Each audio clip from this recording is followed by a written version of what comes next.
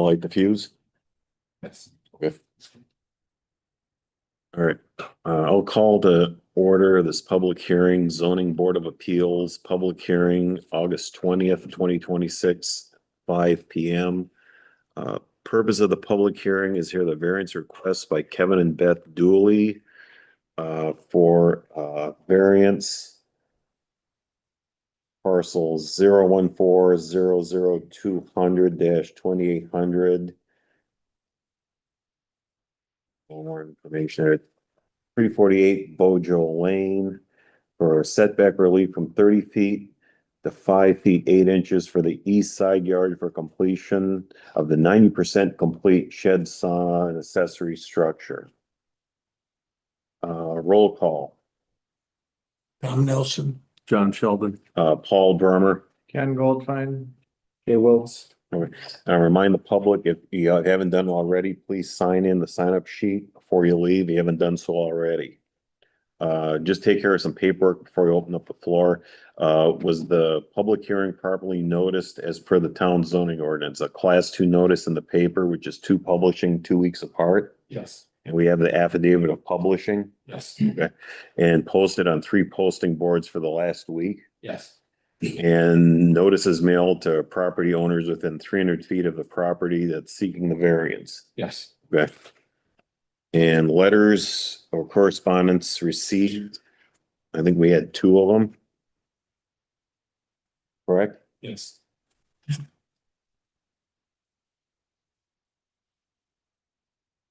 should take it back. I think we had 3. Any of them are in attendance? I don't think they are. Nothing else. I'll read them into the record.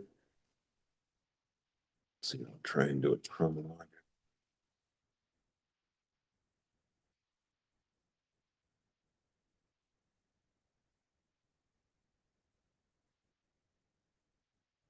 First one, Samantha Dobson.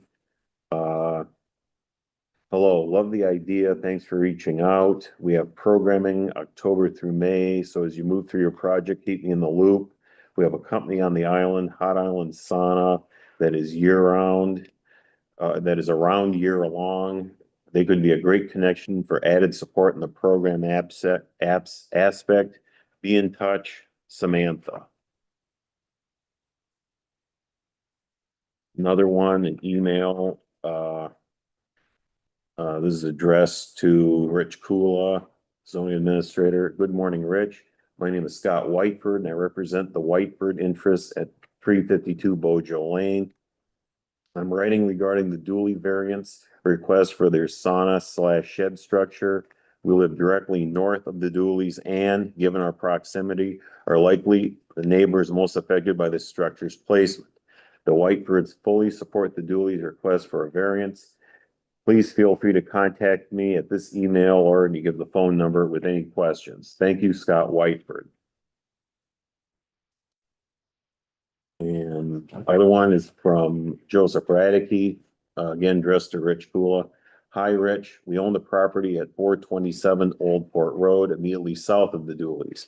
We have no concerns and, in fact, are supportive of the application for variance regarding the shed/sauna building on the Dooleys property.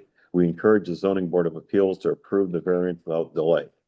Please reach out if you have any questions or require anything further from us to proceed with the approval. Sincerely, Joseph Raddick. And he also gives a phone number as well.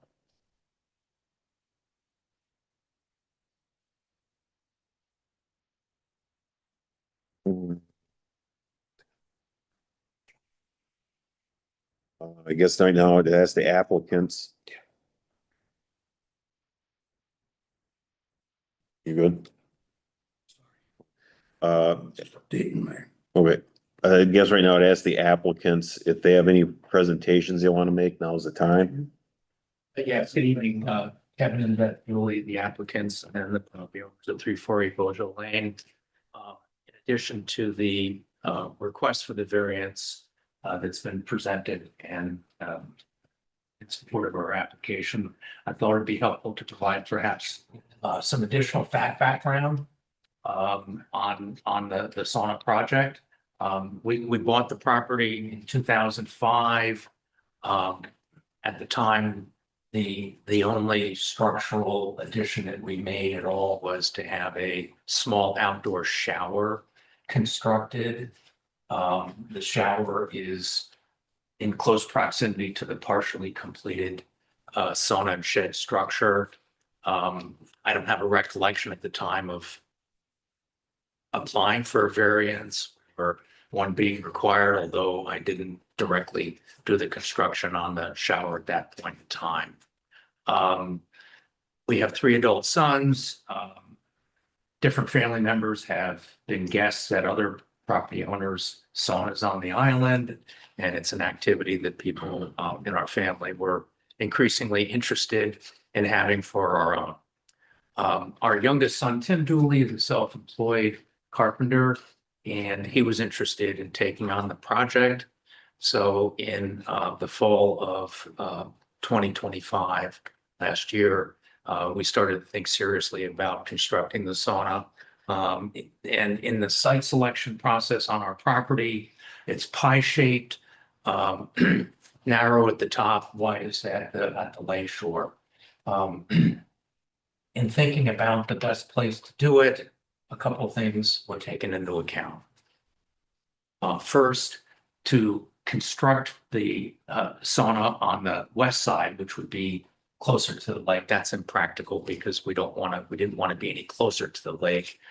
It would also interrupt the sightlines of both of our neighbors, the Radickies to the south and the Whites to the north. On the south side, on the Radicki side, again, it would be visible to them, and it would also be in the middle of a grassy area that didn't seem very practical to us. On the east side, which is going up towards Bojo Lane, the property wouldn't allow for any kind of construction. It's hilly and there's no flat ground. So the site selection right next to the Whitefords was adjacent to the outdoor shower, which provides a water source, which if you're familiar with saunas, most people like to have a cold bath or cold application of water afterwards. So it made sense from that standpoint. Also, that area is not really conducive for anything else. It's just bare ground. We didn't need a large structure, so we decided that that would be the best place to put the sauna.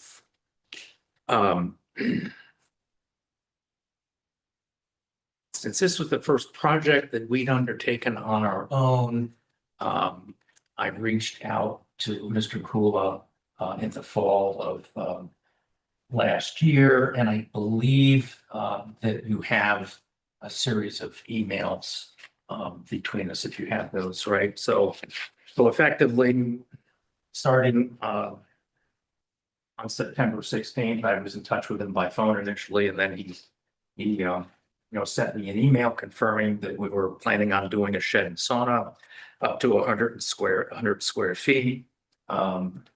He indicated that we could do that without a permit. Anything larger would require a permit. I followed up with some other questions a few days later and asked and confirmed that the structure would be no greater than 100 square feet.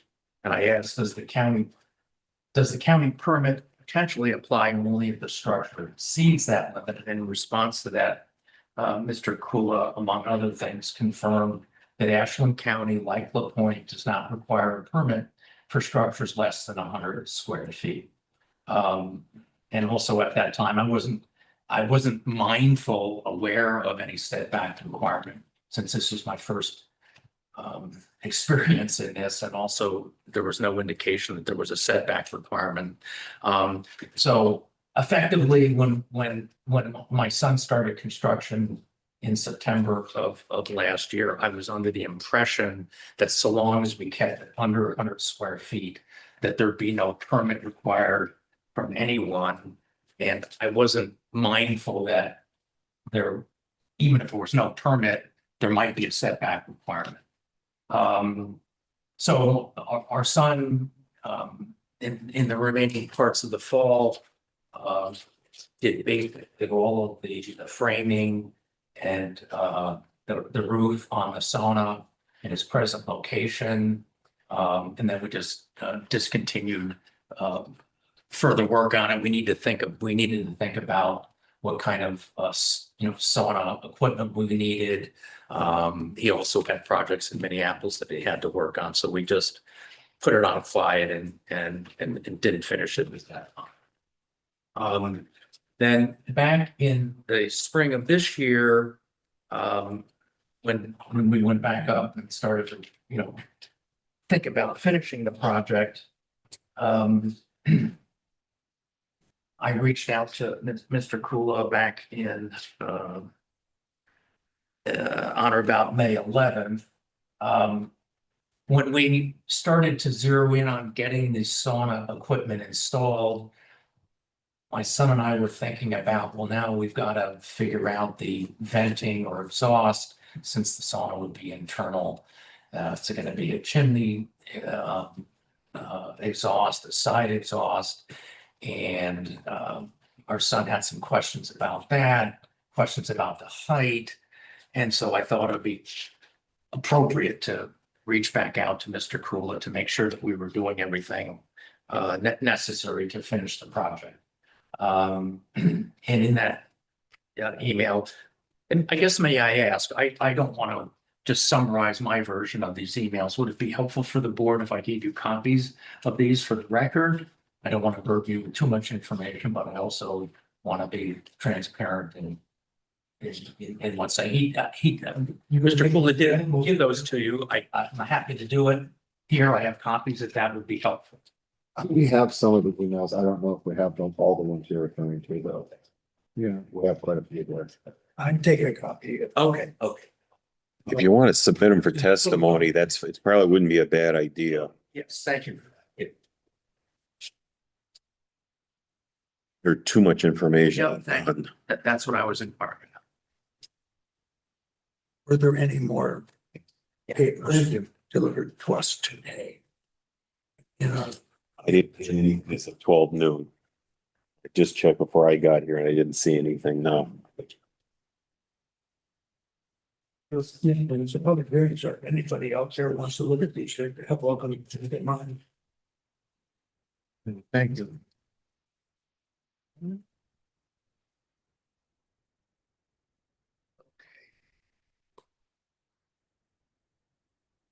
this point, we're thinking about doing the installation of the sauna equipment, finishing off the roof, the exterior, and whatnot. But had some questions about, is there anything special that we haven't really complied with? Since we hadn't been in communication since September, in my May 11th email, I guess if you start, these are in reverse chronological orders so to help you follow my narrative. If you start at the back of I provided to you. So on May 11th, we had, I guess, spoken that day, and I refreshed him on the project, sent him a picture, and asked him if he wanted to do a site visit, as our goal is to find out ASAP what, if anything else, you're required to do to stay on sites. So you're on sites, meaning we want to do whatever we need to do. A few days later, let's see. So then on May 21st, Mr. Kula reported back, and this was after he'd done a site visit, and I guess he had some members of the TPC work and the building inspector visit the site. So there's going to be more eyes on this, and then on May 21. Mr. Kula and I must have spoken earlier that day because I referenced a call, and I asked if we have to apply for a permit. The underlying problem was after the site visit, Mr. Kula reported back to me that because the structure had what I thought were steps, but what was interpreted as being a deck, that made it go beyond the 100 square feet minimum requirement. So with that information, question became, okay, if, if we're more than 100 square feet and we need a permit, now what other requirements might be imposed? Because in talking to my son, he said, well, Dad, I could probably get rid of the steps and keep it under 100 square feet. And I'm thinking, okay, I want to keep this simple, but I want to do it right. So my question was, if we keep the steps and we're over 100 square feet, what other requirements do we now have to meet? And that's when the setback issue came up. Because up to this point in time, based on the prior emails, I was under the impression that we don't need a permit if it's under square feet, and there was no mention of any requirement to set that.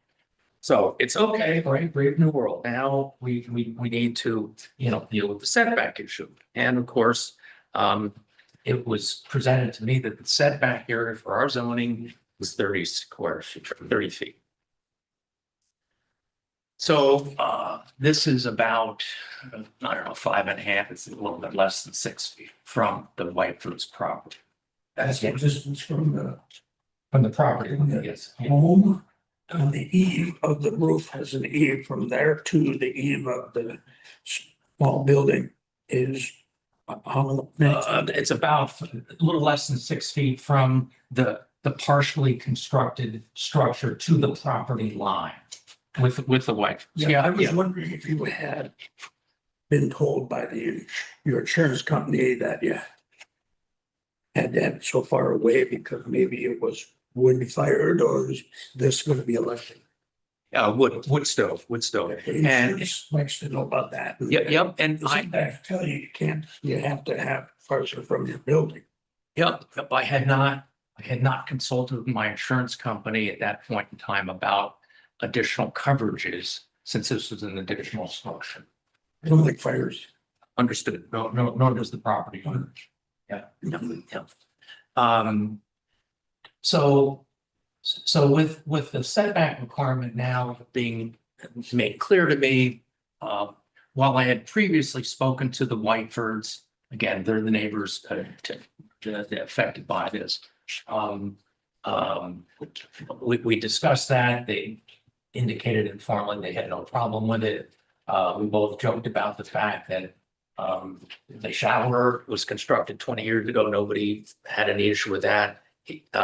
The Whitefords property has two structures on it. The first structure, the main structure, is probably 100 yards from our property line. But sometime in the early 80s, I understand, before we bought the property, they built a second structure, a sleeping cottage. And that's nowhere near 30 feet off of our property line either. And Scott Whiteford joked about that. He said, well, maybe we're not in compliance either. I make that point only to demonstrate the fact that the Dooleys and the Whitefords have had a very neighborly relationship over the years. And I think that was evidence by Mr. Whiteford's supportive letter here. So now that we're dealing with the setback issue, given the state of near completion of the project, we weren't going to just voluntarily not complete the project. There was no other part of the property that would be suitable for this project for reasons that I described earlier.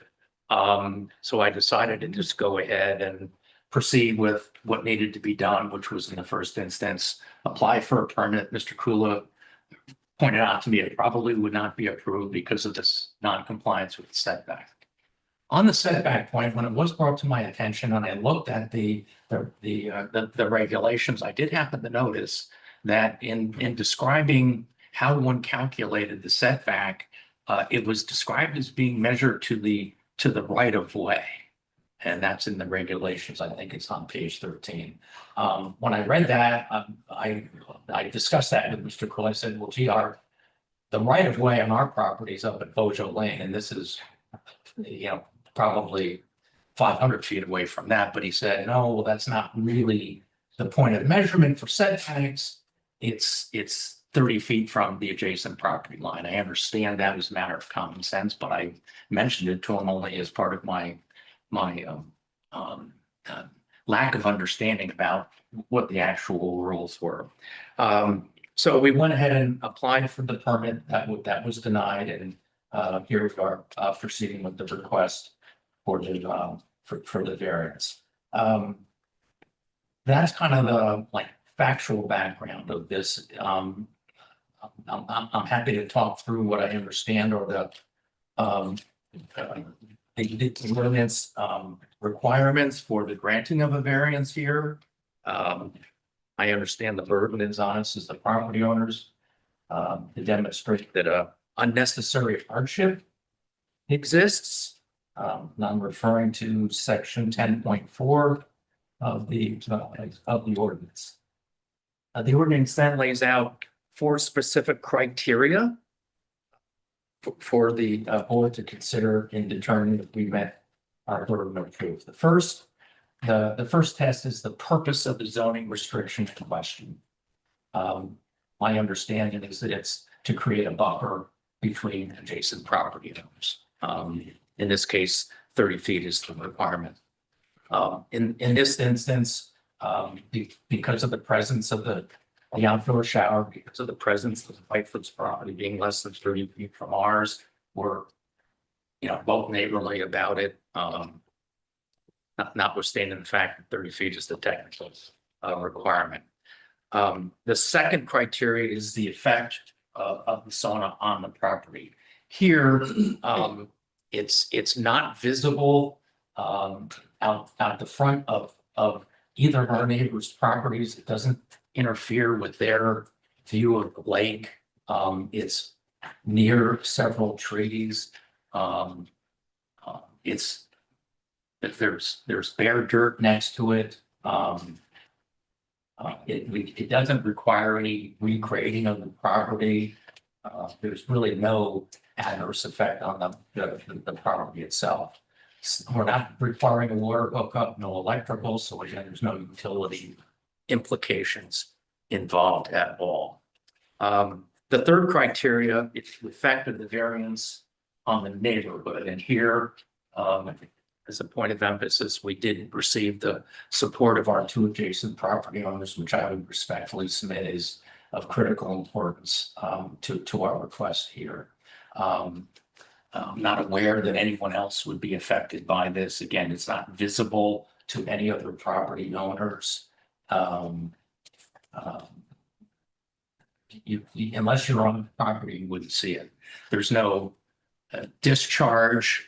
There's no discharge of smoke. There's no discharge of water. So I respectfully submit that there's no negative effect on the neighborhood generally. And then finally, the larger public interest. I guess on this one, I would make 2 points. The first one relates to the Samantha Dobson email that was read into the record.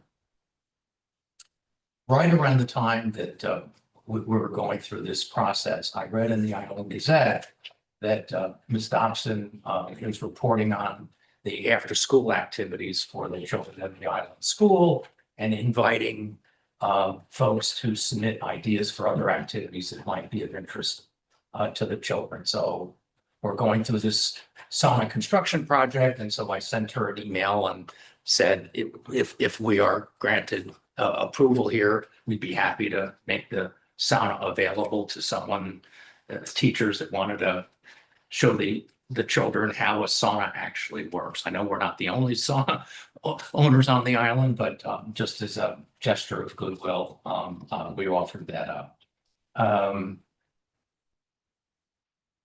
Second, I'm mindful of the fact that variances are granted in limited circumstances with an eye towards not establishing negative precedent, if you will. I am mindful of that. In this case, I do point to a provision in the ordinance on page 83, where it does say that cases of this sort, these are, matters brought before this body, that no action of the ZBA shall set a binding precedent. Each case shall be decided upon its merits and upon the attendant particular facts and circumstances, provided the ZBA shall not act arbitrarily or capriciously. And I would submit that our facts are special, are different. If the variance is granted, that it wouldn't necessarily open the door to other sauna requests coming before the board. You read those four things in our ordinance. Yet after that, there's a paragraph. What were those two sentences in that paragraph after that? I'm sorry? You read those four things in the ordinance, the purpose of the zoning restriction request and the effect on the property, effect of the variance in the neighborhood, and the larger. Then there is a paragraph after that. How variances are meant to be an infrequent remedy where an ordinance imposes a unique and substantial burden. They are intended to be as an accommodation for a property. They're not intended as an accommodation for a property owner's convenience. I mean, that's also in the ordinance. The copy of the ordinance that I have to put that. Okay. Maybe I got an older ordinance. Have the zoning ordinance with amendments effective June 8th, 2019. Okay, I went from 2017. Okay, I must have an older ordinance then. Okay. And I would point out that that word language is not Okay. in this one. Okay, I must have an older ordinance then. Please, right here.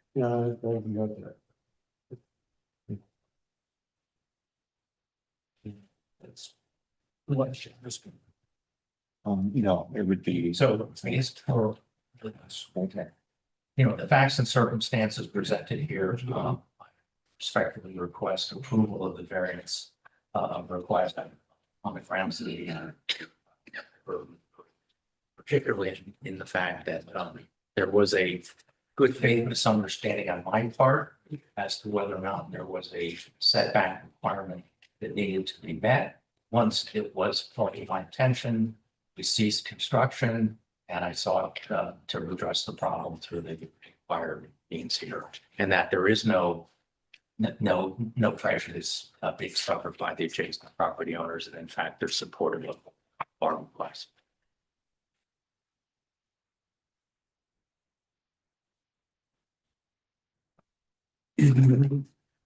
Designed your own wood stove for that, or did you get a like a sauna stove, so it's made for the purpose? Yes, we have purchased the sauna stove and the exhaust equipment, but we have not installed it because it came to my attention that the setback requirement applied to do that, but we have that equipment, and yes, it's designed to function in a structure of this size. Another question I have is I got a copy of an email dated September 23rd, 2025 from Rich Kula to you about Ashland County requiring a permit for anything within 1,000 square feet, 1,000 feet of the lake shore. This is the grant, Ashland County permit, Pardon? was the Ashland County permit granted, and do we have a copy? This was last September 23rd of 2025, saying Ashland County permits required. Yeah, but has the one been applied for and approved? Yes, And we have a copy here. but at the time, to respond to the question. Okay, I see that email. However, it was on September 22nd. His email said Ashland County Lightfoot Point does not require a permit for lead structures less than 100 square feet. it did, but then the next day it said, I was able to coordinate Ashland County over the last 24 hours and have since learned that while LaPointe does not require a permit for any structure less than 100 square feet, Ashland County does. So it's like he's correcting an earlier email stating that while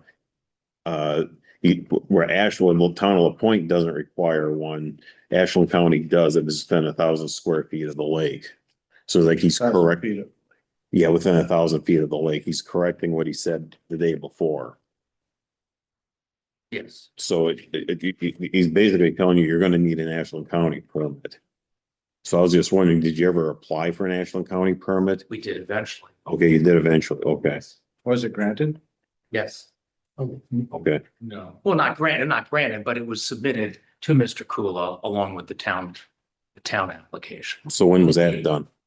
back in That was submitted in, July. it was in June for the July Okay. 1st Town Plan Commission meeting. What is the status of the Ashland County permit at this time? So both LaPointe and Ashland, because we do both at the TPC meeting, they were declined, denied. The county one was declined as well? Was there a reason given? Because of the setbacks. That it did not meet the 30-foot setback. And if, But Ashland County's got different setbacks. They do, but there's a state statute that we go by the most restrictive and ours, I'd have to look up what theirs is, but Town of LaPointe is 30 feet. So in other words, for him to get an Ashland County permit, he has to first get a permit from the town. Well, we I'm not trying to put words in your mouth. I'm Right, just, we usually issue both at the same time, so. Okay. Anything within 1,000 feet of Lake Superior, we review those at the same time as the Town of LaPointe. let me ask the question a little differently. If the town of LaPointe were to grant the variance and allow this to proceed, would the Ashland County permit be granted then? They defer to So our, they would grant, okay. Kevin, do you So- have a- so in other words, they don't care as long as we don't. care. As long as we don't care, they don't care. Or- Yeah, but you say tomato, I say Yeah, tomato. the same Okay, all right, thing. okay, okay. It's the same body. Yes. That's body. Okay. All they care about- We're a single body. Okay. So all that, Thank so to be clear on it, so the Town Plan Commission is made up of 5 members. Okay. I do the work and I prepare the information for them to review. They review it monthly at their Town Plan Commission meetings and they vote on it. I'm not a voting member of that. They vote on whether to approve that. I'm getting off at the track here. Who gets the money then, the town or the county?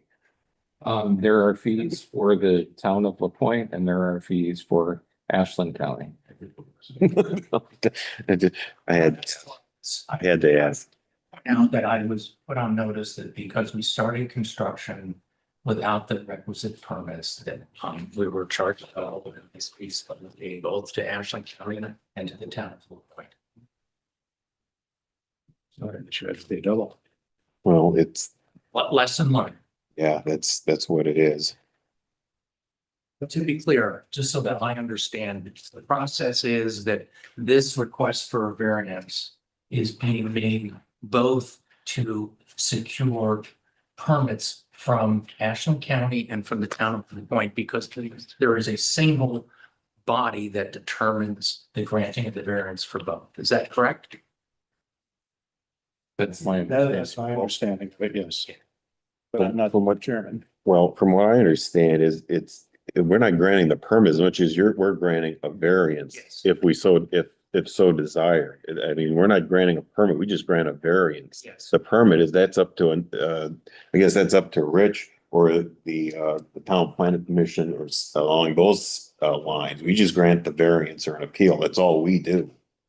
We don't issue an actual permit. We just grant the variance or an appeal. That's all this body can Right, do. if the variance is granted, then the permits are issued. And the permits mean both. Yes, it would be Town of LaPointe. So there's not a separate variance request that we would need to make to the county. Correct, it's this, Thank you for that. One other question, couldn't you have located the sauna somewhere else on the property where it had met the setbacks, such as, we say, where the water tower once stood? Because I see that's no longer there. And I'm just throwing that out. Could we put it there? Because then when I was there and I'll state for the record, and I'll get into this a little later, I was there twice, once by myself and once I got shanghaied by Tommy because of vehicle issues.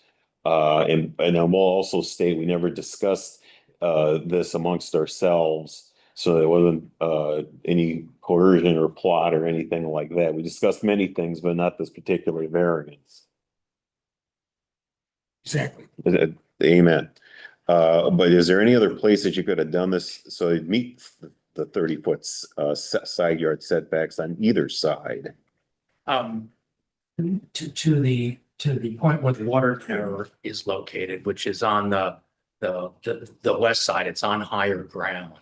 That probably would not meet the 30-foot setback requirement with Joseph's property on Okay. the south. Just because of the way it's a pie-shaped property, that's not going to satisfy the 30-foot. Well- Also, I would suggest that would be that would be more visible to them.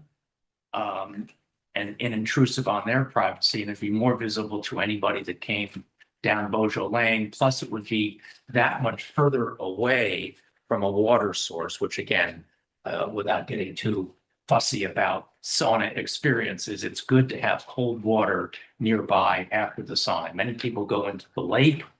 That's not feasible where we are located, so we wanted to have a water source nearby, the outdoor shower, where people can bucket themselves with cold water after the sauna experience.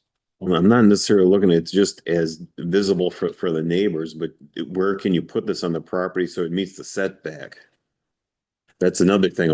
I gotta look at it like that too. I mean, where can you put this? Is there a place on this property you could put this so it meets the setback and meet the zoning ordinance? I don't believe so, no. There's no place. Even taking into account it might ruin your view of the lake.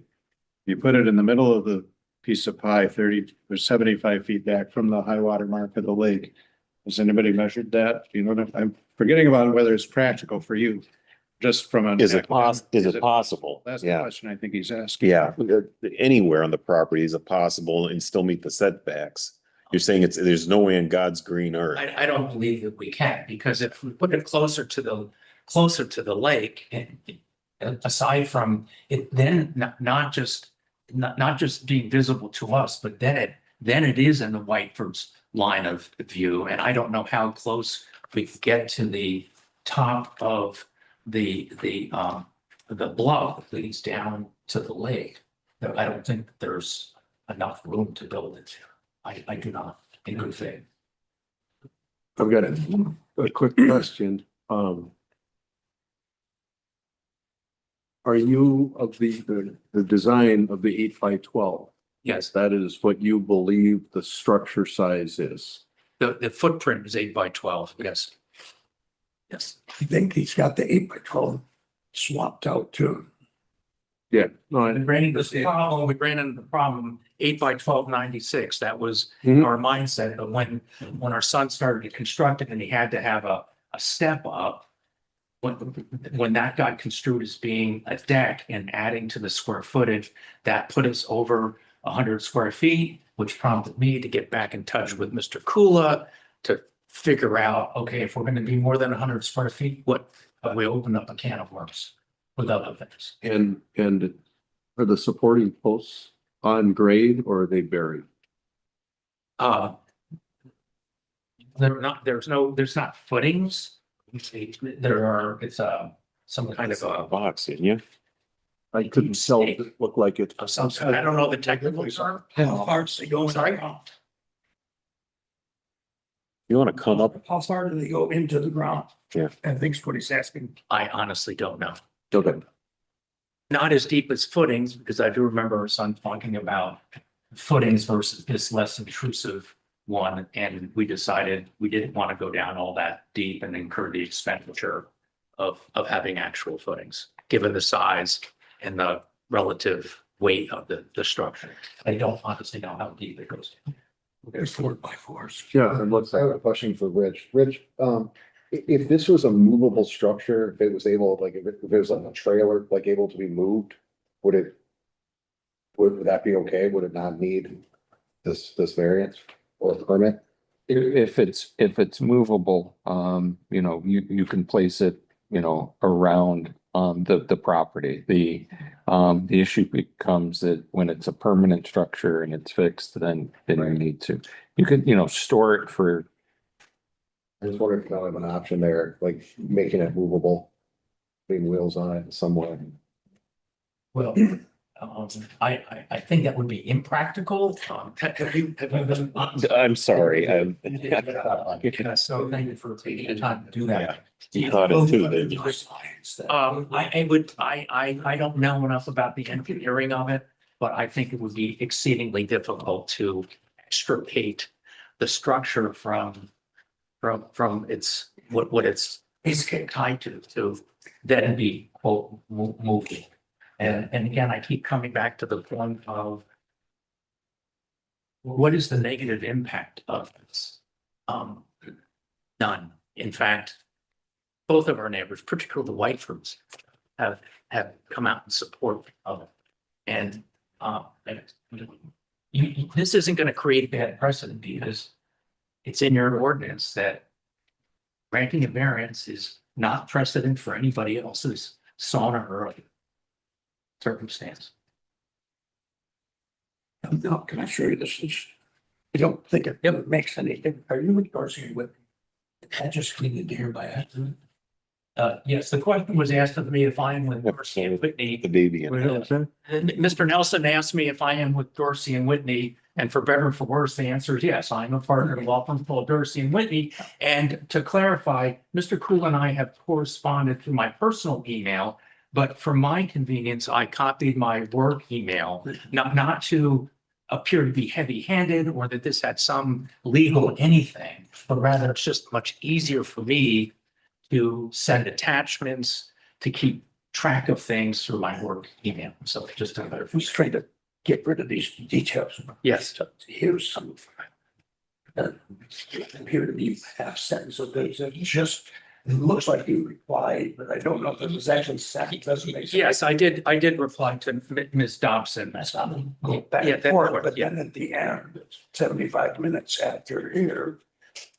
I responded, yes, I was responding to her that she had indicated to me that there was this other island sauna and so I responded back to her saying, yes, pot calling kettle black. Obviously, you know a lot more about saunas than I do. It was meant to be. I don't know. A pleasant Black, That's- makes sense to me. I think I kind of figured it's an inside joke and it's fine, whatever. It doesn't, I'm not holding it for you or against you or anything. It's just, to me, it was an inside joke. I don't care. It's part of the record. Yeah, that's fine. And I was just trying to explain that. It was, I was offering up to have our sauna, if allowed, be used as a how does a sauna work project for the children of the LaPointe School, if that was of interest to Samantha Dobson. She replied to me that she knows a lot about saunas. And so I replied back to her, well, I'm pot call kettle black. I'm not going to tell you any more about saunas. So I understand it's part of the record and I just offer that explanation. That's fine. That's fine. Any other questions, guys? I don't have any questions for. Yes, I do. Okay, go ahead. So,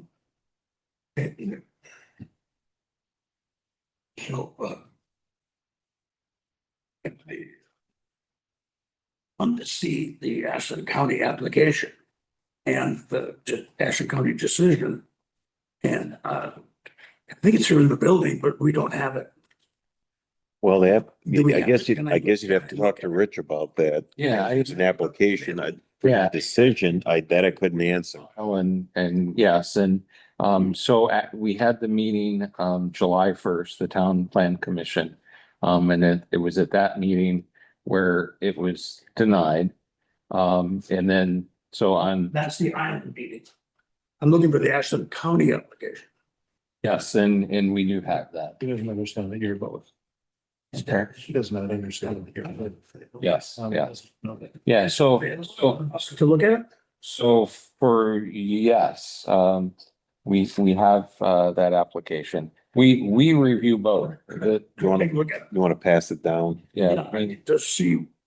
Just, we'll pass it down. Because Well, a lot of this is about giving Their- your reasons too. their- You have to give a their reason- Say yes or no. their reason is the same as the TPC's reason. It's one and the same, Tom.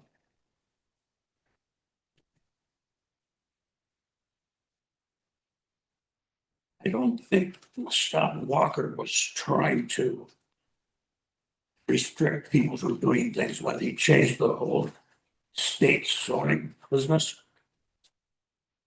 And we got lucky and were able to pull the island back out of it.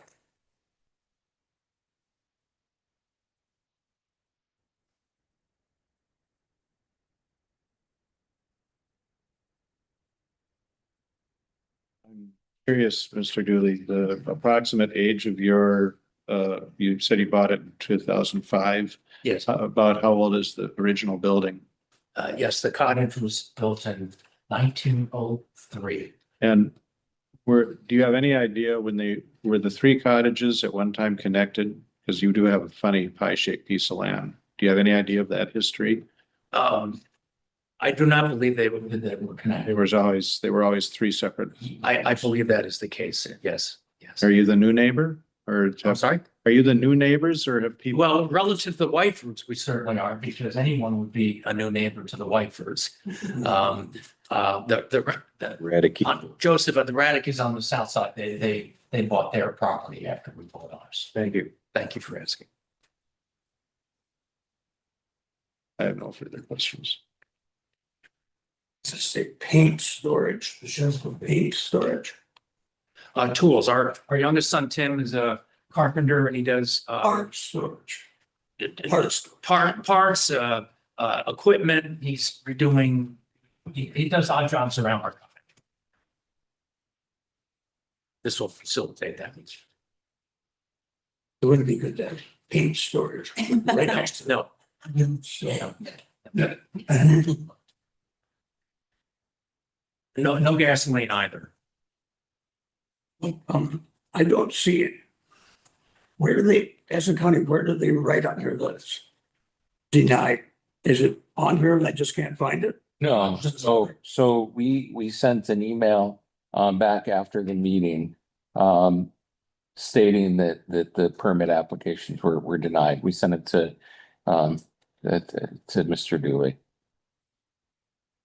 And the National County have the benefit of seeing the town of La Pointe's denial first.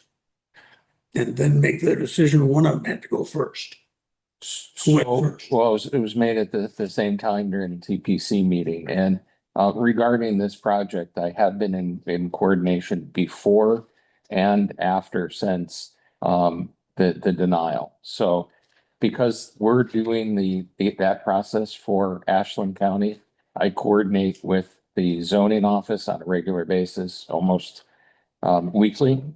That's the missing piece. You're working for the county on part of it and you are seeing.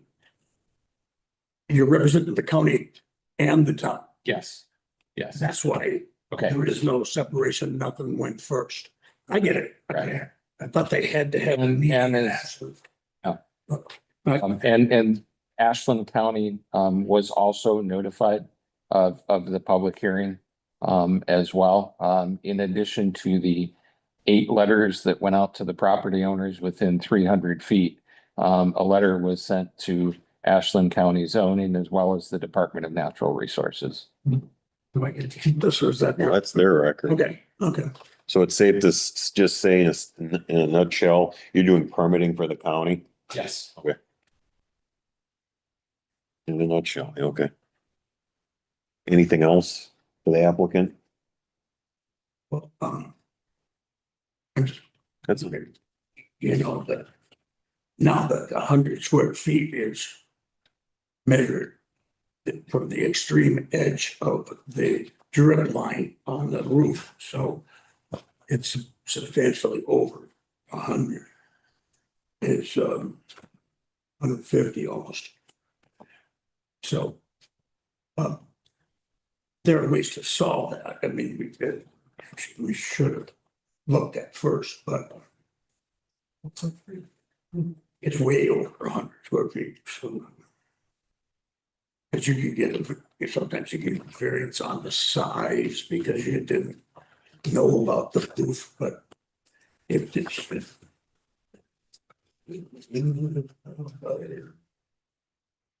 It's almost 200 square feet. If it was a satellite image of the structure, it would appear much bigger than what you have. Yeah, is, where the water would, if the rain came straight down, everything that's dry would be measured to come to 100 square feet. So a 10 by 10 is only 100 square feet if you don't have any overhang of the eaves. And all good sheds have overhang of their eaves and the eaves count. So, Point of order, Mr. Kula, I understood that after the site visit, the only action that needed to be taken was for us to become compliant with the setback. So with the setback, there is a size limitation as well. So when I measured the structure, I was measuring the walls. And so that's 8 feet by 12 feet, which is the 96 square feet. And then there was the debate about whether that was stairs or a deck. But the overhang is part of that measurement. As there is a part of the zoning ordinance, I can pull that up. But since we were thinking that this was already going to be greater than 100 feet with the deck or stairs, Yes. and Ashland County requires a permit for anything that's any size, it could be 10 square feet, so we didn't focus on that aspect. The aspect that we're focusing on now is the side setback. So can you clarify? So if this variance is granted, do we then have to do something else relative to the steps? No, No. The only thing we're doing here tonight is just a variance. If there's some kind of calculation as to the building fee, that's not with this board. That's something to do with the zoning board or the zoning administrator. That's Right. nothing, that's nothing tonight. yeah, tonight the focus is on the variance. So if the variance is granted, the square footage can remain as is.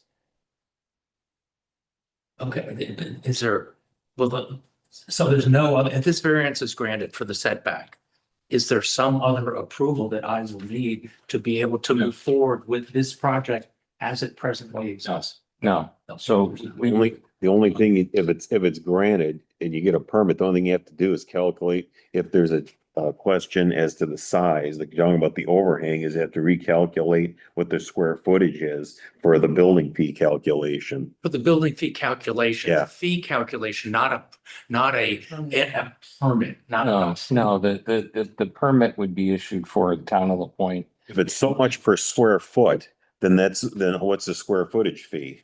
Yeah, and Yeah, that's that sort of thing. Yeah. What we talked about when we were calculating the fees, right, was based on kind of where it was at. You know, and I think you'd indicated it was like 90% complete. And Correct. at that point, it's like, okay, this because of where it's at in relation to the side setback, it would be denied, which it was on July 1st. Then you need that denial to appeal it to the zoning board of appeals, which is why we're here tonight. Well, technically a variance. Variance. So you appeal. Yeah, it's a variance. And then if there is any change in the building size, we can catch that on the other end. It's the 40 cents times a square foot. So yeah, there's no additional. That's the point, yeah. Sorry for the confusion. These are not an issue.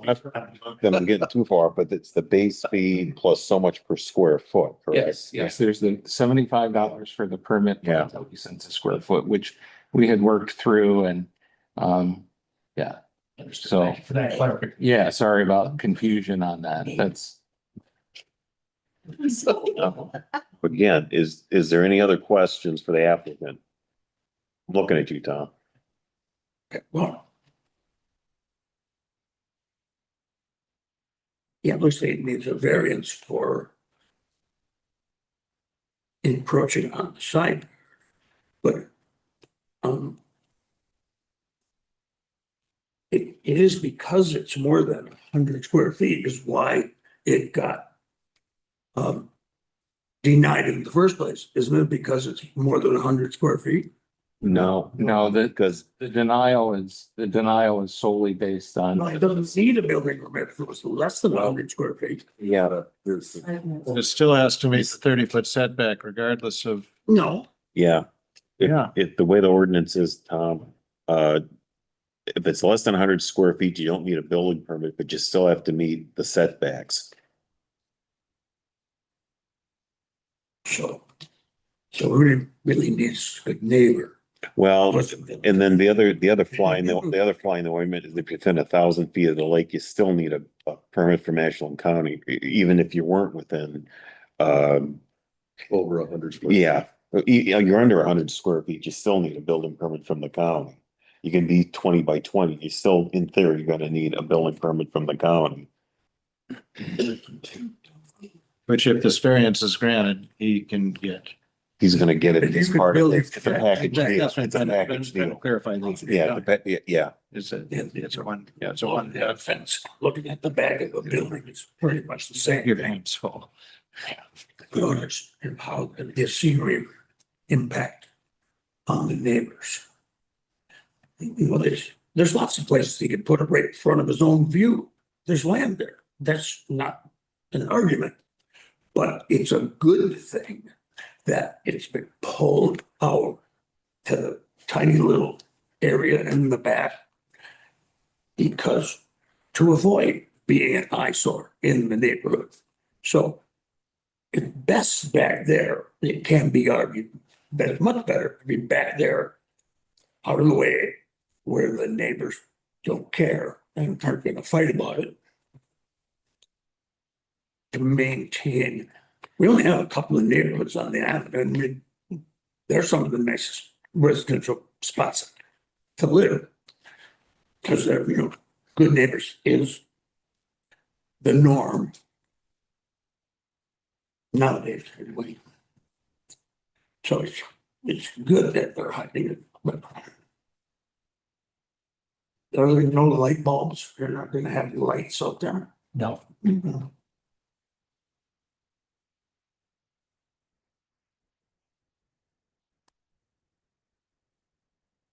Not cold water for your outdoor shower.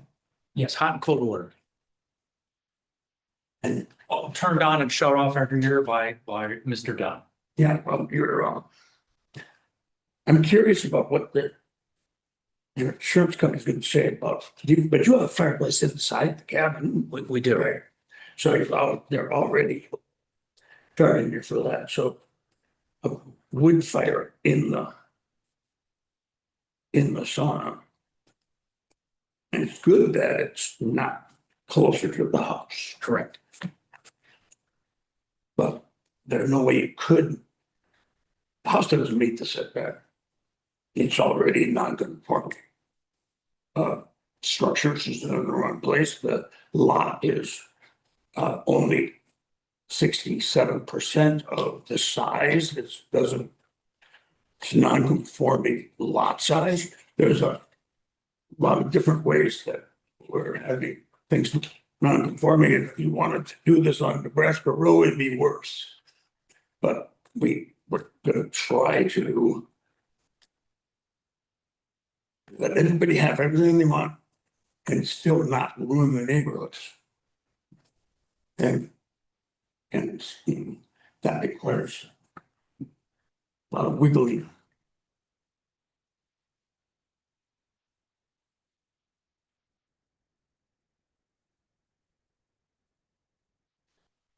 Now that it went from 100 to 200 square feet, they got to pay higher fee, the fee based on the square footage. That's what we just said about 10 minutes ago. That's what we just said about 10 minutes ago.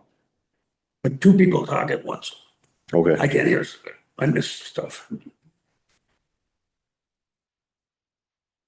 I think I understand.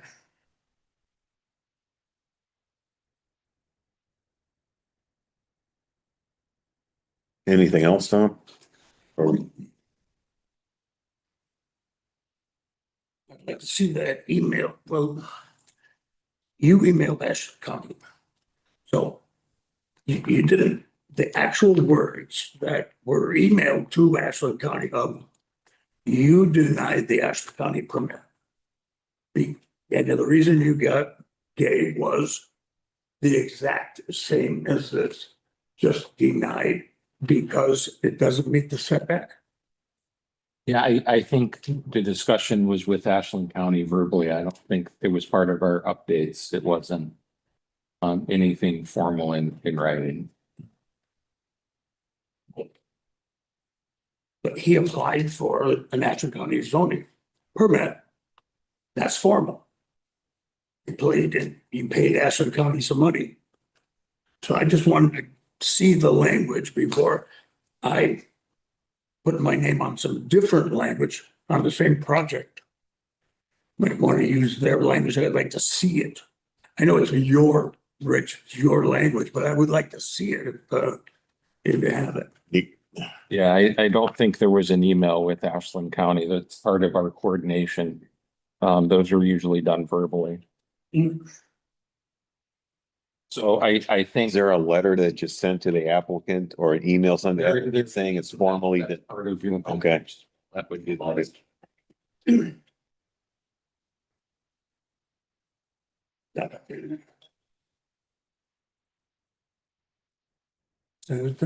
Yeah, probably the fourth sentence there.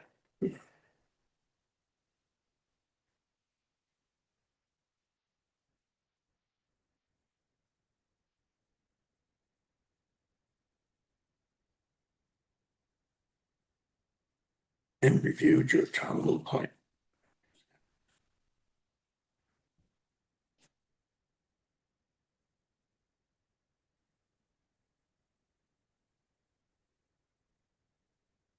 You're right, it's the exact language, because you say in one sentence that they both are denied.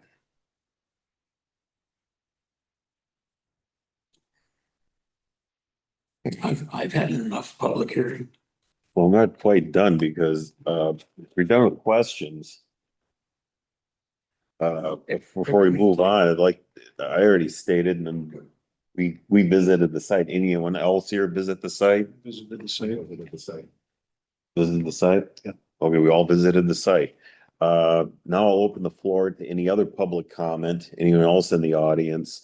I would ask that to keep input to the matter at hand, namely the variance request. If you want to recite your great aunt Petunia's recipe for killer chocolate chip cookies, please do it elsewhere. It's there, I've had people just go off on a tangent, a rally about one thing or the other, and just kind of keep it to this matter at hand. If there's anyone, any input, Deborah? Yeah, I just wanted to say, I was at the house when Rich first came up. I take care of the cabin for Kevin and Beth, and I've known them for 30 years, and just if it matters, having someone here who could do something, I would like to be that person. But also just to speak on their behalf, of good intention, and if there's anything that I can do in the way of support of that, that's fine. Okay. Any other public input? Okay. Then if nothing else, then I'll make a motion to adjourn the public hearing at. I want to one final, and not the last. Oh, go ahead. No, now's the time to do it before you Okay, adjourn. thank you. I just wanted to compliment you on a thorough and reasonable presentation. You've done your homework. It's obvious to me anyway that you're trying to do the right thing. And regardless of the outcome, to acknowledge the amount of effort you put into coming before this body and attempting to make this right, so to speak. So just thank you for doing a nice job. I second that. You know, you've definitely jumped through the proverbial hoops and, certainly appreciate that. Okay, if there's nothing else, then I'll make a motion to adjourn the public hearing at 6:06. Second. All in favor? Aye. Aye. Yeah, before we go on to the next one, I want to get a glass of agua. Okay. Thank you, Jim. Thank you. All right, I'm sorry. You're fine. I was gonna shove this down, but I don't know what's next. That's all right. They can stay, right? Yeah. I was telling them the next meeting on Kevin, yes, this next meeting is, this is where we're gonna go through. You can stay for this. So we had the public hearing. Now we're going into the actual meeting where they may, but. Oh, I'm allowed to attend. Yeah. They don't go This into. is- no, it's just- Oh, It's not a private session. oh, okay, not a problem. Yeah, I just didn't want you to run out the door. No, I didn't understand that there was Yeah, a public. yeah, this part. So this is going over meeting minutes from their Got it. last, Yeah, and then. there was the request. Yep. Yeah, And so. yeah, so I don't know. It's too early for me whether they're gonna vote. Oh, okay, but I'm But happy to stay. I didn't want you to. No, I just thought it was class dismissed. You're missing, I didn't know, I didn't either, but listen, That's fine. all I know is we're missing the concert, so. Okay. Well, sorry to inconvenience people. No, No, not at all. We're not. It's false. Yeah, exactly. Exactly. Character. Okay, guys. See, Jim? Is. Good to see you. What I did at the end of that is I paused the. Now we go into now we go into our quote unquote regularly scheduled meeting. Yes. Have every 3 years.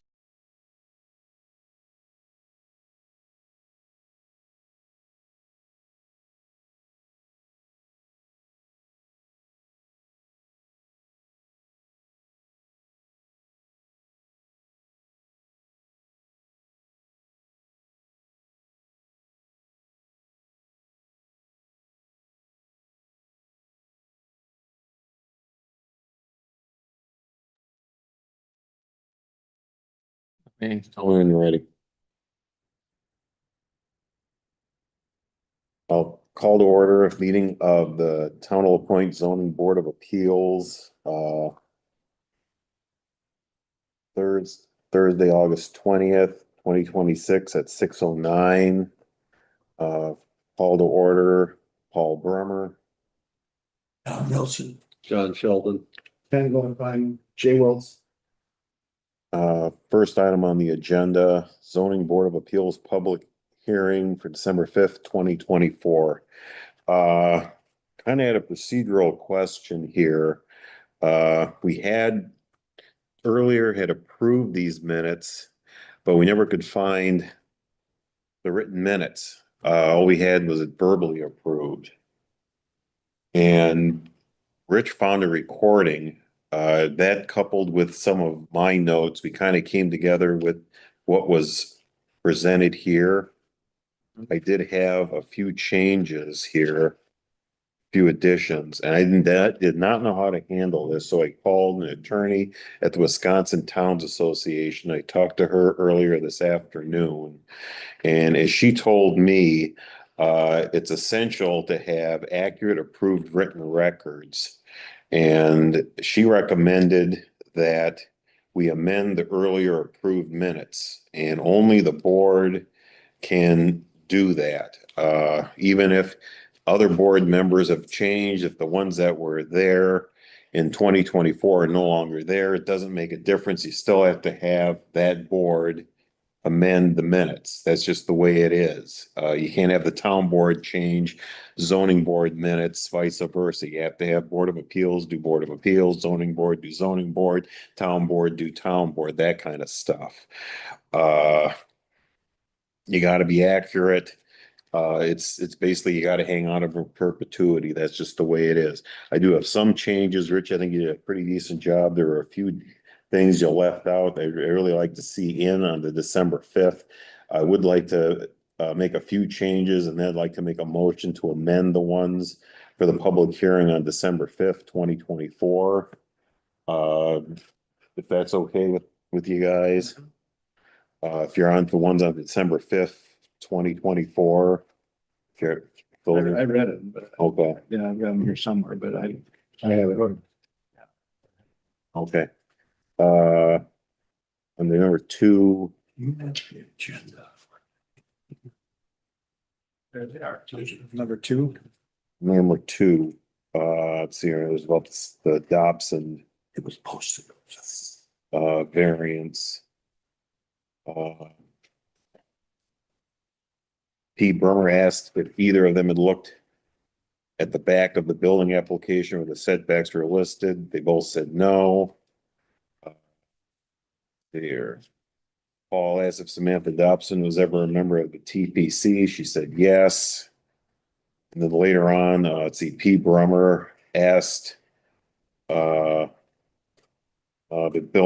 see here, it has, building application says the use is a garage for tools and storage for, tools and garden. If there are any living quarters in the garage, S. Dobson said no. And that's the only changes I have. It was questioning I had, regarding the variance, and that's the only changes I have regarding those minutes on December 5th, 2024 for that public hearing. Other than that, I had no changes whatsoever on the December 5th, 2024 public hearing minutes. Other than that, they did it between my notes and what was on the recording. I think they did a pretty good job, Rich. Thanks. If nothing else, I'll make a motion to amend the public hearing meeting minutes that were previously approved for December 5th, 2024. There's a second. Second. Okay. All those in favor? Aye. Sure. Hi. All there, so I don't know if I need to abstain. Well, I'll tell you, I ran that question before, and if she told me, even if you weren't there, you can still vote, because the problem is, if the only one that's still there is Tommy and me, and if you three abstain, you're never gonna get approved minutes. Yeah, but So if you, unless you want something approved, that's gonna be a draft for the next 30 years, it ain't gonna happen, kid. All right. Motion carries. Next item, approval of zoning board of appeals meeting December 17th, 2024.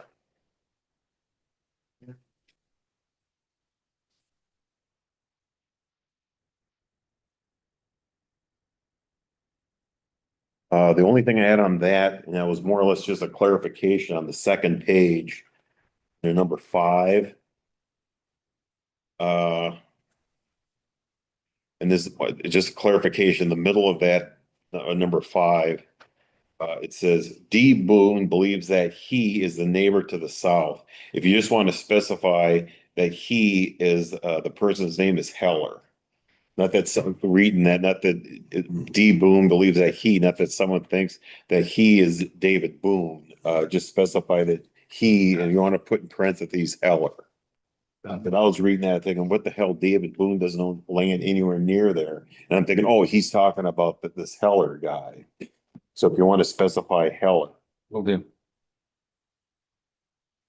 Other than that, I have nothing, no problem with that whatsoever. So I'll make a motion to approve the minutes, for the December 17th, 2024 regular meeting of the zoning board of appeals, as amended. second. As corrected. Let's put it that way. That's correct. All those in favor? Aye. Motion carries. Number 3, election of vice chair. I didn't realize this, but we had elected a vice chair at December 17th, 2024. It's Tom Nelson. I overstepped my bounds, so. It was nominated. Well, yeah, you were elected. There wasn't, was there? Yeah, you were elected. We just approved the minutes, so. So I did not realize that until I read the minutes. So Okay. I'm not trying to step on your toes, Mr. Vice Chair. So remember, if for some reason I'm not here, I get run over by a Mack truck, you're in charge. You're calling the shots, brother. All right. Chair. He's not. So if the next meeting takes an hour and a half, if I'm not moving it along and you're in charge, it might take 2.5. Oh, do I get a cut of your extra $10? Well, you get an extra 25 if you must know. You get 12, you get 12.50.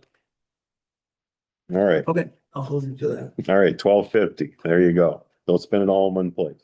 Next item 4, variance request, discussion and possible action on application by Kevin and Beth Dooley, owners, variance request parcel 014-0200-2000 located at 348 Bojo Lane. Let's hash it out, guys. How do you propose we? Well, let's talk about it. What do you think? Well, I think, You're on the spot, Ken. You open up your mouth first. mind me not to do Okay. that again.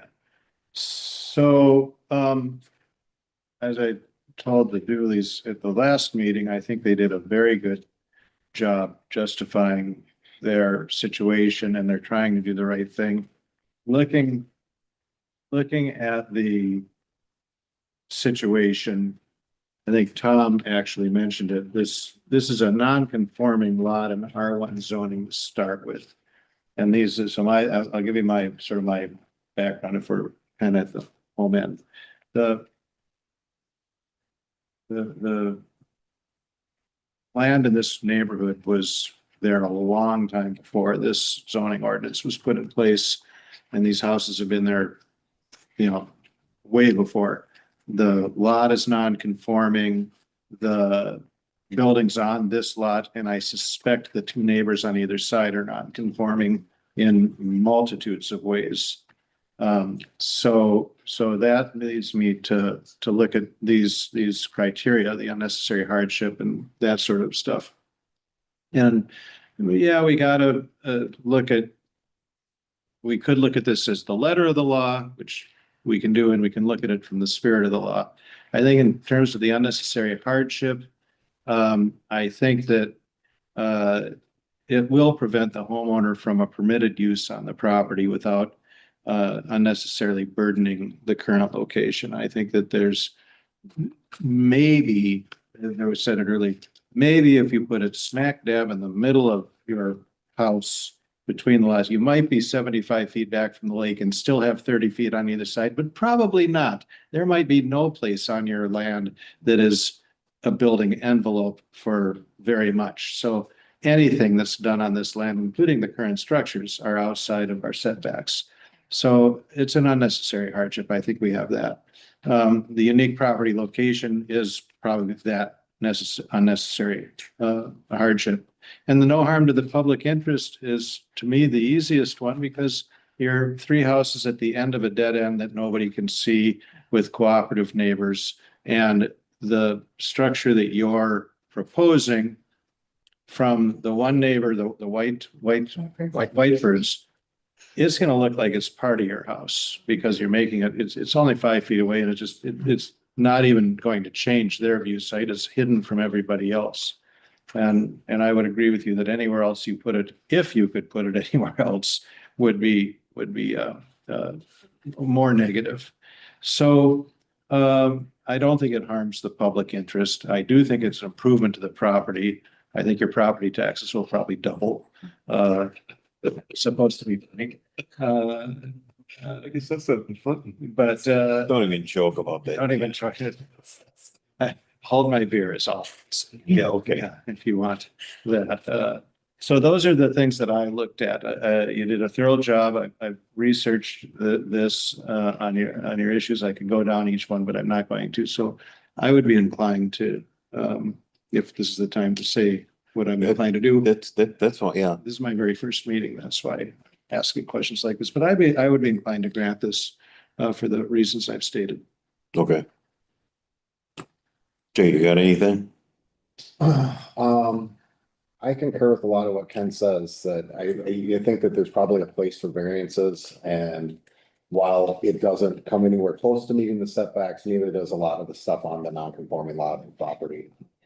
So I concur with all those sentiments. I also think that it's really important that, the purpose of these setbacks are to not infringe on your neighbors. And since the Whiteford's have been such longtime neighbors and they don't have a problem with it, I think that is also a reason why you would consider a variance. So philosophically, I think that this is something that falls within the reasons why someone would be granted a variance. Okay. I think the important piece is the neighbor, and the effect on them. Again, I would rather see the two neighbors figure it out with an easement between each other, and leave the town out of it. Because Work it all amongst each other. exactly, I have some experience with that, and I think that's just a better way of doing it. But for them to grant that, they would take a conforming It's structure. gonna be interesting. Yeah, so it would make it even more complicated. So in this particular one, if you had a neighbor standing here saying I'm 100% against it, then I think it would be very difficult. So I think that themselves is Okay, So you're intend to be in favor then? absolutely. I'll go before Tommy does. I'm gonna take a little bit of a different tact. Well, of all the classes I've gone with, there's three standards for a variance. Unique property limitations, not a self-imposed hardship, and not detrimental to the public good or interest. I can see the last one, but unique property limitation, to me, I think you still could put it in the middle of the property and still meet the 30-foot setback. It may not be exactly where you want it, but I still think you could meet the 30-foot setback and be on the property. I really think you can. Being down there with the way the piers are constructed, I think you could meet the 30-foot setback and still be on your property. I think you could. It may not be where the water tower was. It might be more in the middle, but I still think you could do it. And maybe you don't want it in the front of where the house is. I can certainly understand that, but I still think you could meet it. Self-imposed hardship, I don't know. I don't know if that necessarily meet that requirement either. I know when they talk about in the zoning handbook and the classes I go to, they say usually when you're looking for a variance, it's usually small and incremental relief. Going from 30 feet down to 5 feet, 8 inches, that's an 81% reduction.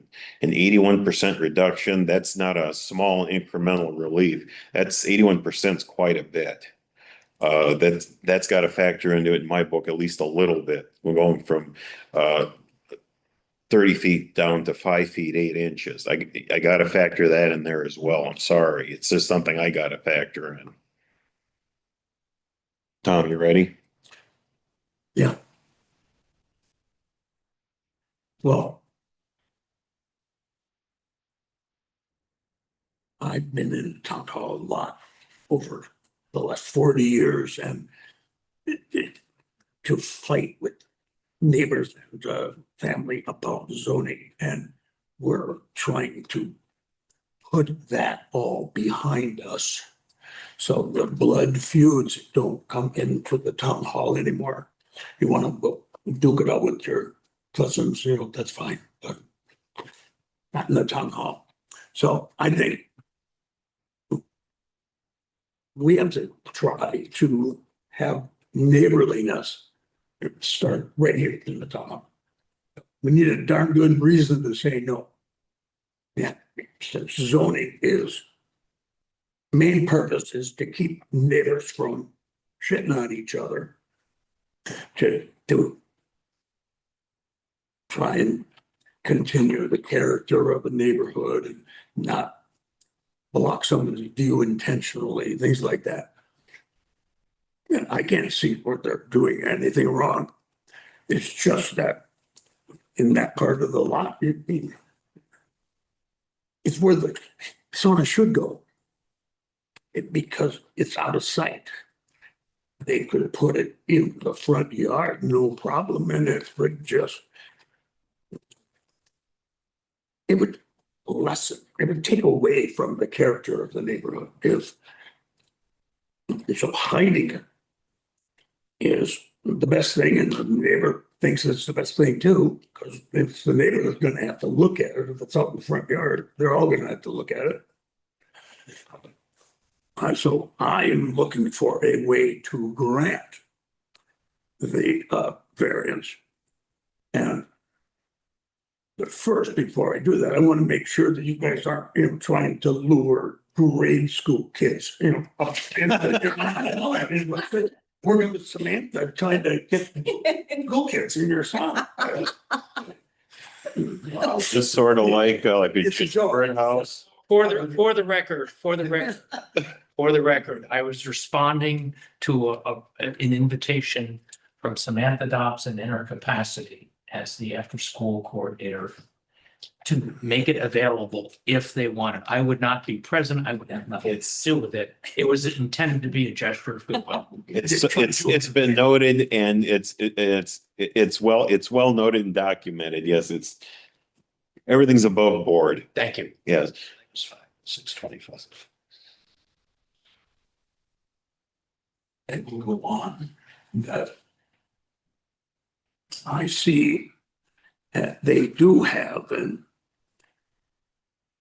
unnecessary hardship not of their making, and it's called our zoning ordinance, that you got a neighborhood that's 100 years old.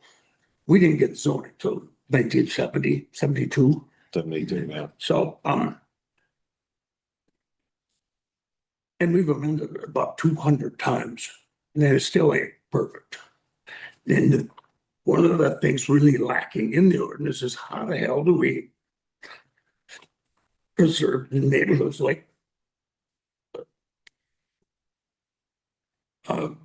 Nebraska Road? Okay, everybody's right on top of everybody over there. And the survey that started it is full of errors also.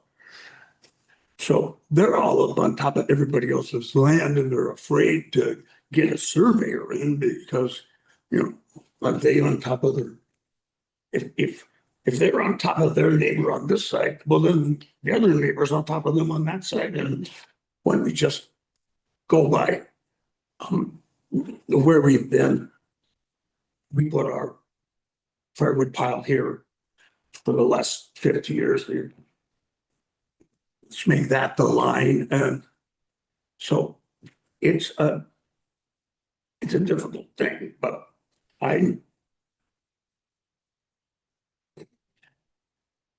so if they went for a variance, you could look at the variance and say, Jesus, they're looking at trying to get a 70% variance on the side yard over there. And I say over here, well, I add up all of the side yards on the entire property. It seems to me they're looking for a 3% variance. So 97% of the side yards are being complied with, you know, other than structures that are older than all of us. So, and because there's so many non-conforming everything up there, and on Nebraska Road, every lot just about is non-conforming in one way or another. And I went to the workshop, and it's in here, when you have like a neighborhood of non-conforming uses, it's on us to, we are required to give that neighborhood the benefit of the doubt. It's a requirement. And, but I particularly like that the unnecessary hardship is the zoning rule itself, because you got to have some kind of hardship not of your making. And the other hardship is trying to preserve the character of the neighborhood up there and conduct ordinary sanitation. You know, saunas are, many will say, the greatest way to get clean, get your pores clean. And so in the name of sanitation, although, you know, we should be able to get their pores cleaned, okay? It'd cure my acne, I'm telling you right now. So it's only 3% variance. They've got another arbitrary number in there. We're not really supposed to give a variance for more than 25%. After that, it can be called spot zoning. We don't want to do that, but we have to.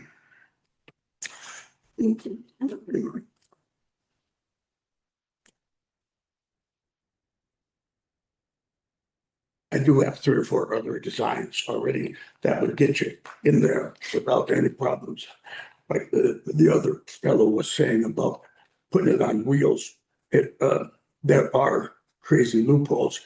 You started. But they should have been looked at before.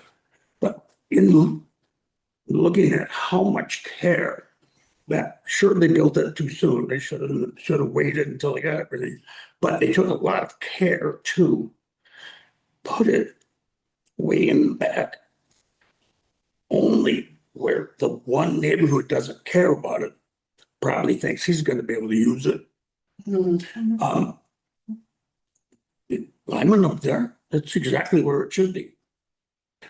And it's a couple hundred square feet. So if we're gonna give them something extra, we should take something away. And do you want, since they don't want to build anything too close to their setbacks on the rest of the property, I would say it would make sense to carve out a chunk of the side yard in the front, which is, has to be 30 feet from the line over here. Well, when they sell it to their kids or the next generation, it should be known that the zoning, that they voluntarily changed this part to 40 feet.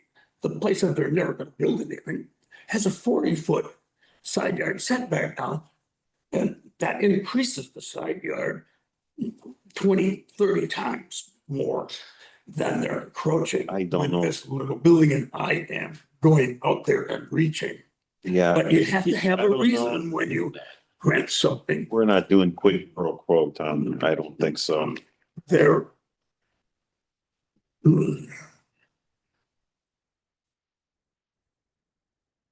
Well, then we don't take anything, but.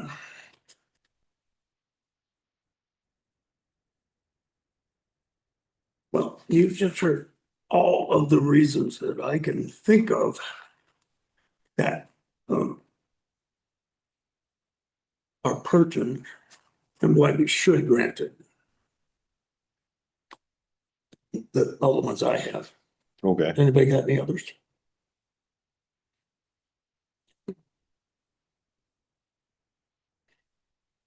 The vice chair, Yeah, I know.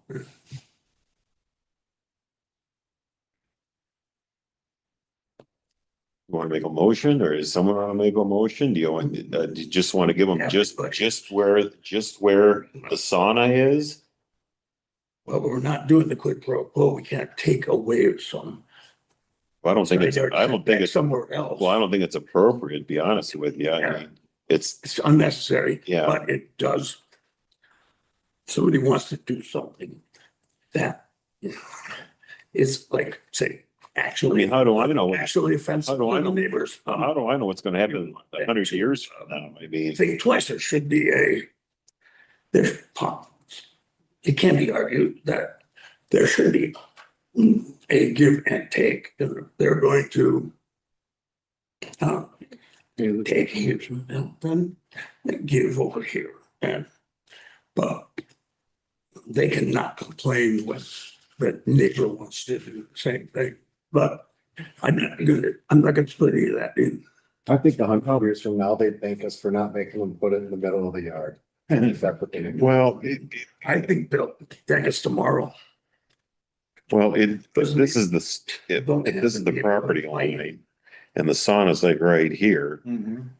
I'm just throwing this out. Do you just give them, if you are gonna give them a variance, it's just for where the sauna is, right? It's not the whole damn length of the property line. It's just where the sauna is. You're not giving them the Speculate that whole, going the whole forward, there won't thing. be any new additions on the property line. I'm just, well, I'm not too keen on this, for the I know reasons that. I stated, but I'm just saying, if in the past, if you're gonna give someone a variance, you just give them only for what they're asking. You're not giving them a carte blanche for the whole thing. Yeah. For sure. I did not apply to only the structure. The structure and only the structure and nothing more than the structure. So how do you word that? That's a good question. Because the last time I had a variance in front of me, I voted against it for the same reason. I saw that, yeah. So if you want to go back and see what was worded the last time, Well, minutes can't minutes. yeah, they're right here, but do we need to call out a particular number or anything?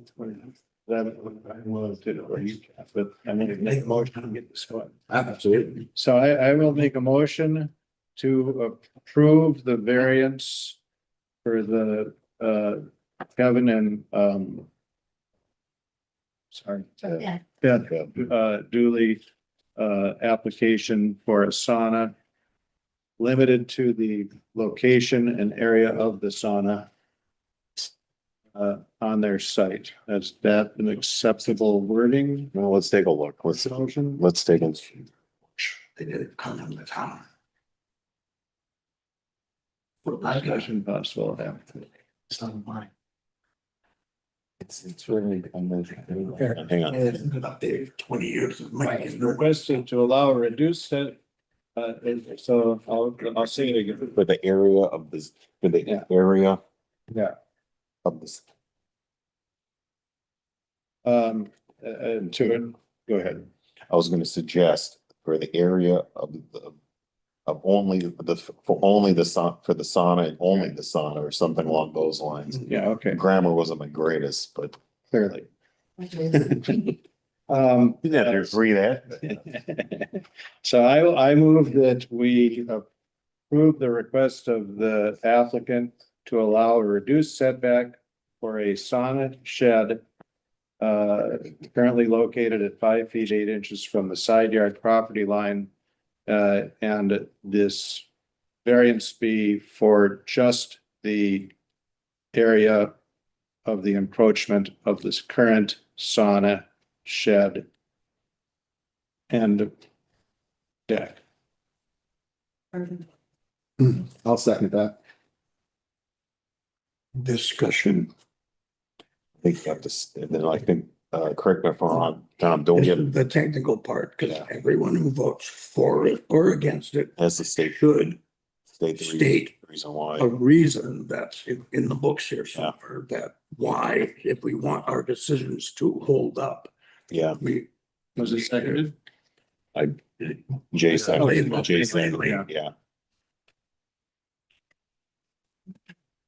Well, go ahead then, Tom. I'm sorry, that's your job. That's okay, please. I mean, Right, well, you can be I'm the gonna third vote vice for president, second vice The president. variance, No.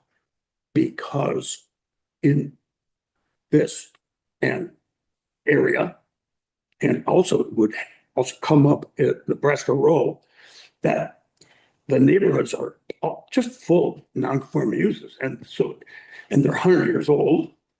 So, the zoning rules are an unnecessary burden. They've been doing fine for 100 years. That's, in very few cases, that's true, but in these two neighborhoods where it's, it's a sticky wicket, it's hard to do the same thing for the neighbors. But I see that it's our highest priority here tonight to protect the character of the neighborhood. That's our job of board of peers. And there's any other place they could put it that would preserve the neighborhood better than where they've got it now. So that's good. And also in the spirit of neighborliness of, let's not go looking for a fight. And we'll just congratulate them for taking the time to locate the thing where it doesn't bother their neighbors, and seeking out their neighbors and asking, is this going to bother you? They don't want to do something that's going to bother their neighbors. That's a good approach. Another reason that if they were being serious about dragging those school kids up there to the sun, I'd vote against it. But I think that's enough. Tom. That's a joke. All right, yeah, I know, but Okay. that's enough, that's enough. Enough said. That joke got beat to death. Those are my reasons for voting for it. Okay, I'll agree with the zoning lines. They were indiscriminately set at one point in time, not based on anything you do 25 years ago instead of 100 years when the So there's gotta be some give and take on that. And I think the more important piece is the neighborly piece of it. If your neighbors don't have a problem with it, again, if they were here fighting it, it would be an entirely different conversation. But since everybody's on board and it is a sauna, as I've heard, I wasn't understanding what a sauna was. I know what a sauna is, but a sauna is, so that's storage. I'll bet you It's 10-1 that a number of saunas up there have rotted into the ground in the last 100 years because they were a lot more popular. And it adds, and inviting the neighbors over to use it also, I think is a big piece of it. So I think it's a good reason for it. Okay. First I'd like to preface it by saying that my family does sell propane to the dually to go through about, well, you gotta be open about this. 2 to 3 cylinders a year. It's not a tremendous amount, but you gotta be out there, you gotta be open. That's what I was always told by the attorneys. I have to most likely, probably say no on this because of the not meeting the 3 standards from the classes I've taken. Some I've taken along with Tom. Maybe we were at different classes. I don't know. But there's 3 standards. I don't think it meets all 3. And you do have to meet all 3, not just 1 or 2 standards. You got to meet all 3. And also I think it's to me going from 30 feet down to 5 feet, 8 inches, to me, that's just a little too much. When it says usually small and incremental, it's just too much. I will recognize that the neighborhoods does support it, and that is a good thing. But to me, it's just too much out there. It's just a little too much of a stretch for me. I'm sorry. I do think there's other spots on that property you could, in theory, put it. Maybe not aesthetically pleasing for you, but I think there's other spots there you could put the sauna. Is that how you? It's incorrect. It's sauna. Sauna. Sorry, that's my New York accent. Okay. That's when I was on Long Island. That's my good Okay. friend Rennie. All right. Rennie. Yes. Haven't seen it. It's technically correct. It Okay. doesn't meet the setback. So I think although I agree with you, Paul, that it probably, if you pushed it, might not meet the standard of all 3 of the criteria. I do look for the spirit of the law sometimes rather than the letter of the law. And in this case, because of the unique neighborhood, the heritage aspect of the neighborhood, and that you've done such a good job of integrating this new structure in a way that's sensitive to the house you have and to the neighbors that you have. I think what you're doing is following the spirit of what the zoning is trying to achieve, which is to, arbitrary as it is, which is to protect, promote, and preserve the quality of life, not only for yourself, but for your neighbors and for the future neighbors. And I think you've done a nice job of that. So I would be in support of this. I agree with a lot of what Paul said, and one of the reasons I joined the board was to preserve the island and preserve good neighbors, and I do think it's really important to have setbacks. I think they're one of the most important zoning rules, but I think that hardship has been shown due to the non-existing or the non-conforming lots, so the difficulty to put this any place conforming creates a hardship. I think there is opposite of an infringement on the neighbors. The neighbors are all in support of it. It's the best place to put it. And I agree that the spirit of the law allows for a variance rule to be exempt. And this is the case in which you should do it, even though it is really close to the setbacks. But for those reasons, I vote to approve. Before I call the question, one I thing I got want. one more reason Oh, okay, go ahead, Tom. that if this ends up being a precedent in some way, I'd like to make the point that it's a lot easier to approve this one when, if you look closely, you'll see that both property owners are already encroaching on the side yard in exactly the same spot. From both sides, the encroachment's already there. The one is was built in the eighties maybe, and the other one's 100 years old. So because let's keep all of these encroachments, tidy. And you got, seems like it carries more weight if you're only encroaching where the other guy's encroaching on you. So we're letting them encroach a little bit more right where the neighbors encroaching on them. And it seems fine. One thing before I move on to the vote, and I forgot to mention this a little earlier, but on the back of the zoning permit application, there's this real nice chart showing zones and Yeah, setbacks. Is there any chance, I'm certainly not your boss, Rich, if you ever got a chance, maybe this winter, is there any chance you could get this in the Gazette at some point? So maybe people can know, and I know it's kind of, it'd be real hard to ever get a zoning map, but just so people know that there are setbacks. And so maybe something like this might not happen. Sure. And save people oodles of bucks, not to mention time. Yeah. Again, I'm not your boss, but I'm just trying to be a little proactive instead of reactive. Okay. If nothing else, I'll call the question. Those in favor? Aye. Those opposed? Nay. Motion carries. Moving on, you want to work on getting this variance ratified? Yeah, Okay. absolutely. Then I guess you're gonna have to maybe work with the attorney on this. I'm gonna start figuring it out on my drive home tonight. Well, if you need help, don't feel bashful and get help from the attorney, because there is some work that way you have to do to make sure it's all legalese. Absolutely. Okay. Nothing else? I'll make a motion to adjourn.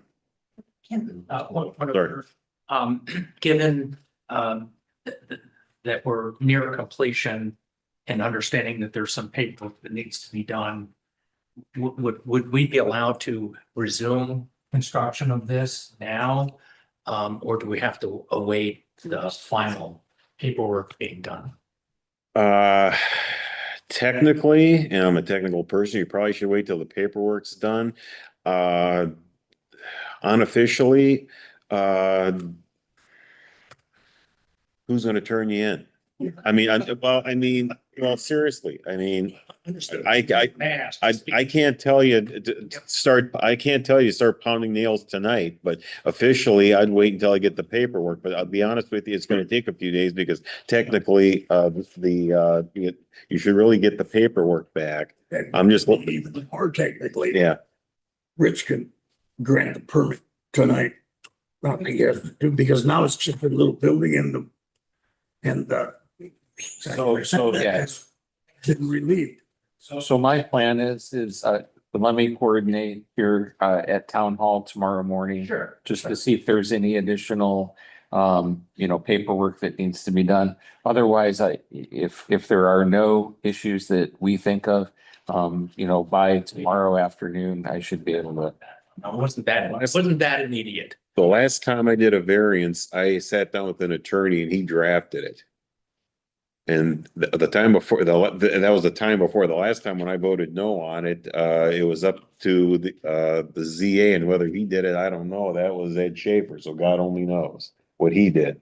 This is very high on my priority. Let's get it out. I'll wait to hear back. Thank you. Thank you. Yeah. As I told you, if you need help with an attorney, don't feel bashful about going to the attorney and have him do the official drafting up, so you make sure it's all legalese.